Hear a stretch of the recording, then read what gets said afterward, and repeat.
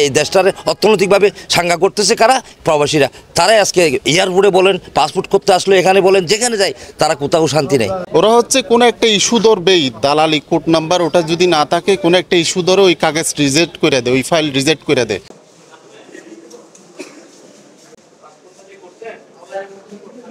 আমি গতকালকে আসছিলাম, আসার পরে 9টার সময় এসে বলতেছে যে আমাদের লোক জমা দেওয়ার শেষ, আমরা আজকে আর জমা নেব না।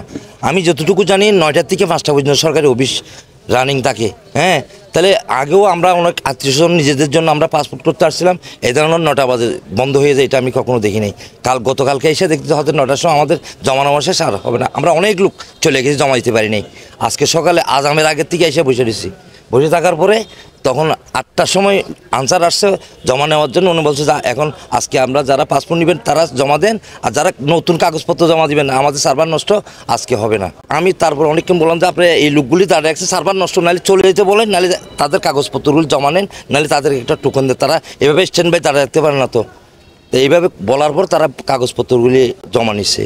তো এখানে আসলে এই জানি না এত কষ্ট। আমরা এই যে প্রবাসীরা, এই যারা পাসপোর্ট করতেছে এরা তো প্রবাসীরাই বেশিরভাগ, মানে এরা পাসপোর্ট করতেছে। এই দেশটারে জিয়াই রাখছে, এই দেশটারে সাঙ্গা রাখছে, এই দেশটারে আজকে এই পর্যায়ে রাখছে যে শুধু প্রবাসীরা আজকে এরাই পাসপোর্ট করতে এসে এখানে হয়রানি হচ্ছে।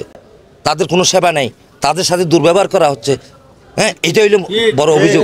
হ্যাঁ, প্রবাসীরা আজকে এখান দিয়ে এই যে জাঙ্গা জমিন বেশি তারা বিদেশে যে টাকা পয়সা কামাই না, এই দেশটার অর্থনৈতিকভাবে সাঙ্গা করতেছে কারা? প্রবাসীরা। তারাই আজকে এয়ারপোর্টে বলেন, পাসপোর্ট করতে আসলে এখানে বলেন, যেখানে যায় তারা কোথাও শান্তি নেই। এখানে হচ্ছে আমরা পাসপোর্ট করতে এসে একটা হচ্ছে আমি ফার্স্টে হচ্ছে আমি আবেদন করে আসছি। আসার পরে এখানে কাগজপত্র সব কিছু যেগুলো লিগেল কাগজপত্র প্রয়োজন এগুলো নিয়ে আসছি।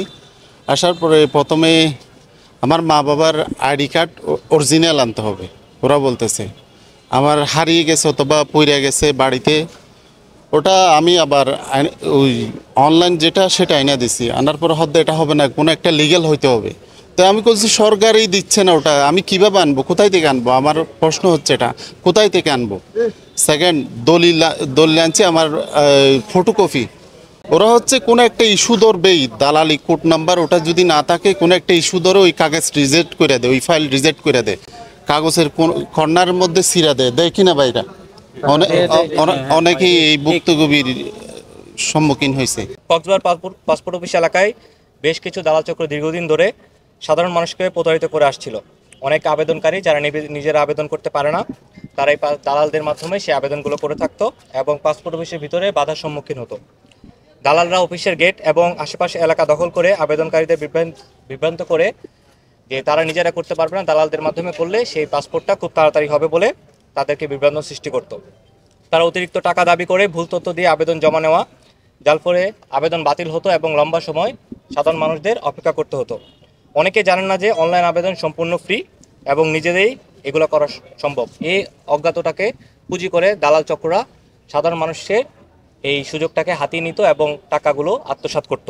এবং এর ভিত্তিতে আমরা আজকে সকালে মোবাইল কোর্ট পরিচালনা করি বিজ্ঞ ম্যাজিস্ট্রেটের উপস্থিতিতে এবং জেলা পুলিশের সহায়তায়। এবং আমরা মোবাইল কোর্ট পরিচালনা করে আমরা এখানে কোনো দালাল চক্রকে আমরা পাইনি তাৎক্ষণিকভাবে, কিন্তু আমরা পাসপোর্ট অফিসের এডি মহোদয়ের সাথে আমরা কথা বলেছি এবং তাদেরকে এই চক্রের ব্যাপারে আমরা ধারণা দেওয়া সেটা দিয়ে এসেছি এবং উনি আশ্বস্ত করেছেন যে এই ব্যাপারে উনি আরও কঠোর হবে এবং ওনার যতটুকু করা সম্ভব সেই ব্যাপারে উনি সিদ্ধান্ত গ্রহণ করবেন।